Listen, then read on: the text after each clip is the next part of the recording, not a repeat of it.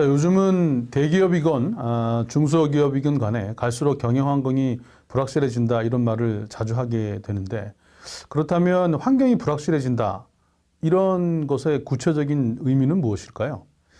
그거는 아마도 이제 경영자들이 경험을 통해서 이제 직관적으로 느끼는 느낌이 아닐까 싶은데, 근데 이제 이런 직관적인 느낌에도 이론적으로 매우 타당한 것으로 이렇게 검증이 되고 있습니다. 이론적인 관점에서 환경의 불확실성이라는 것은 조직을 둘러싼 환경의 어떤 변화의 정도와 복잡성의 정도라는 이 두 가지 요소들이 결합이 되어서 나타나는 현상이다, 이렇게 말할 수 있을 것 같은데요. 자, 그림을 보시면은 두 개의 측면이 나타나 있죠. 첫 번째 요소는 변화의 정도인데, 이것은 예측이 용이하냐 어려우냐를 결정하는 것입니다. 만약 기업 환경의 구성 요소들이 자주 변한다면 이거를 이제 우리는 그 동적인 환경, 다이나믹한 환경이다, 이렇게 말씀드릴 수 있고, 만약에 변화가 적다면 이거는 정적인 환경이다, 이렇게 말씀드릴 수가 있겠죠. 정적인 환경에서는 새로운 경쟁자들이 잘 나타나지 않고요. 새로운 경쟁자들이 나타난다고 해도 그들이 뭐 기술적으로 아주 획기적인 발전이나 이런 것을 잘 하지 않습니다. 그리고 뭐 노조나 언론처럼 기업에 영향을 주는 이런 압력 집단의 활동도 적죠. 자, 예를 들어서 라이터로 잘 알려진 지포라는 회사 한번 생각해 보시죠. 과거에는 이 지포 라이터 하나쯤은 갖고 싶어 할 만큼 지포가 유명했는데 요즘은 좀 그렇지 않죠. 정적인 환경에 처해 있기 때문에 그렇습니다. 여기 뭐 라이터 산업에 경쟁자들이 많이 들어오거나 또는 기술적인 변화가 많이 일어나거나 이러지 않죠. 라이터가 뭐 첨단 그런 기술 제품도 아니니까요. 뭐 회사의 주요 관심사라고 해봐야 흡연자들이 얼마나 감소하고 있냐, 그 감소 속도가 얼마나 빠르냐, 이런 것일 겁니다. 근데 반면에 레코드로 시작한 그 음악 분야 한번 보시죠. 여기는 뭐 굉장히 불확실하고 예측하기가 어려운 아주 동적인 환경이다, 이렇게 말씀드릴 수 있겠습니다. 디지털 형태의 애플리케이션 또는 그 음원 다운로드 사이트, 또 개인의 소셜미디어 계정을 기반으로 음원을 발매하는 이 아티스트 등 이 산업이 급변하고 높은 불확실성에 놓여 있다, 이렇게 말씀드릴 수 있겠습니다.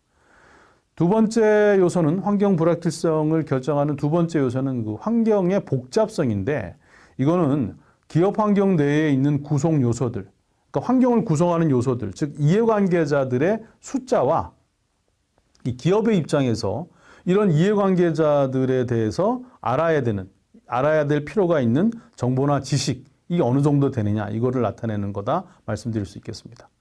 경쟁자, 고객, 공급업자 또는 정부기관, 이런 것들이 이제 환경의 구성 요소인데, 이런 구성 요소들의 수가 적고 그 다음에 이들에 대해서 이 기업이 특별히 알아야 될 정보, 이것 또한 많지가 않다면 그것은 불확실성과 복잡성이 낮은 환경이다, 이렇게 말씀드릴 수 있죠.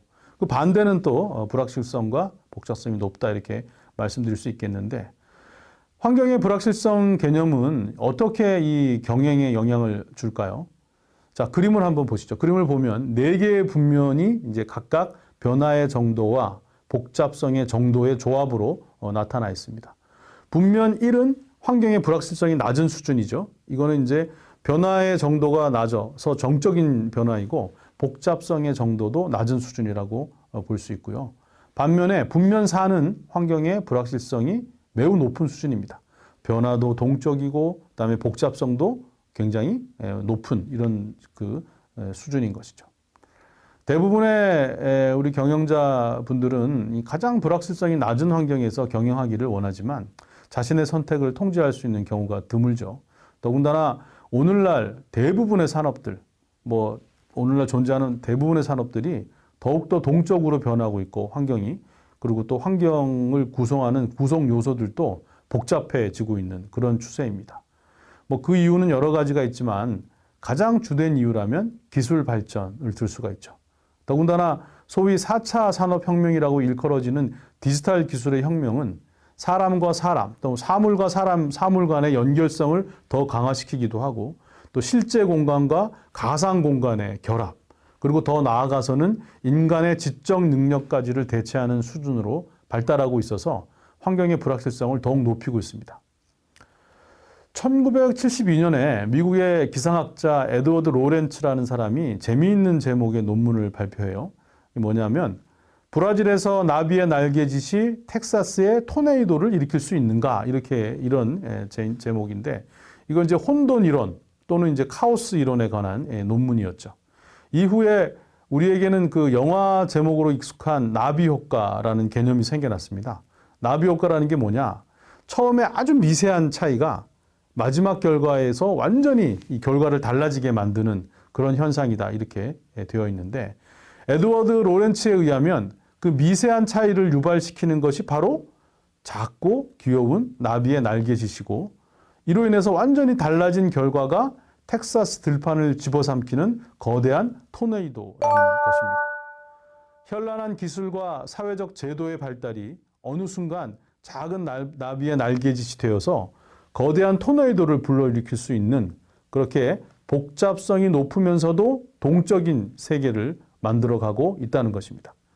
특히 이제 이 4차 산업 시대에는 기술의 전적응, 영어로는 이제 프리 어댑테이션이라고 하는데 이 전적응에 의해서 불확실성이 더욱 커질 전망입니다. 이 전적응이라는 게 다윈의 진화론에 나오는 이 이론인데요. 원래 여러분들 잘 아시지만 진화라는 게 어떻습니까? 진화라는 건 환경이 먼저 변합니다. 환경이 변해서 거기에 이제 인간이든 동물이든 이 생명체가 적응을 하는 겁니다. 그래서 적자 생존이라는 말에서도 알 수 있듯이 환경이 변화하고 나서 뭐 갑자기 이제 추운 그 겨울이 오고 난 다음에 거기에 사후적으로 그 변화에 맞는 새로운 기능을 창조해서 적응하는 종은 살아남고 그렇지 못하는 종은 이제 영원히 도태되는 것이죠.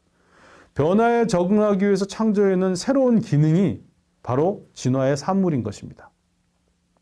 그런데 이러한 적응이 환경이 변화하지 않았는데도 일어날 수 있다는 거죠. 재미있죠? 다시 말해서 전적응이라는 것은 기능이 먼저 창조가 되고 동물이나 인간한테 어떤 기능이 먼저 창조가 되고 그 기능 때문에 환경이 변화한다는 겁니다. 생물계에서는 뭐 물고기의 불에나 세균의 편모 모터 같은 것들이 이런 전적응의 사례라고 해요. 근데 뭐 우리가 그걸 이해하기는 어렵고요.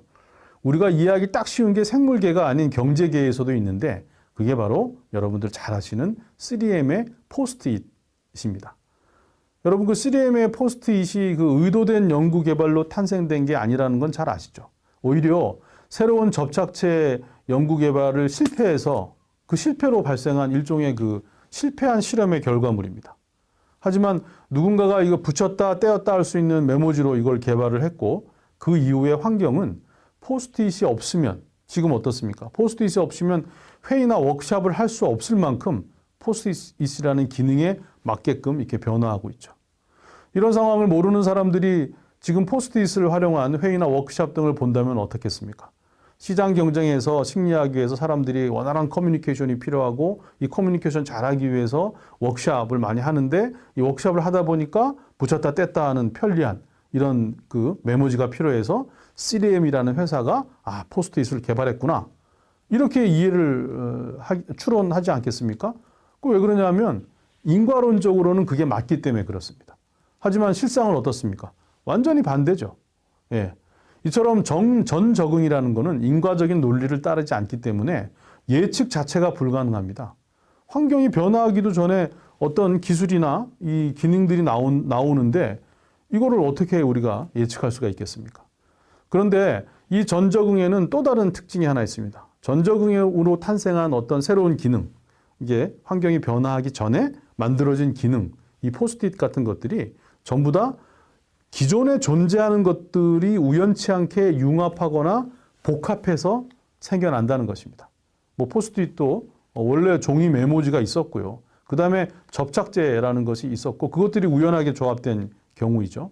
원래 있던 기능들이 융복합하면서 세상에 전혀 없던 것들이 생겨나는 것입니다.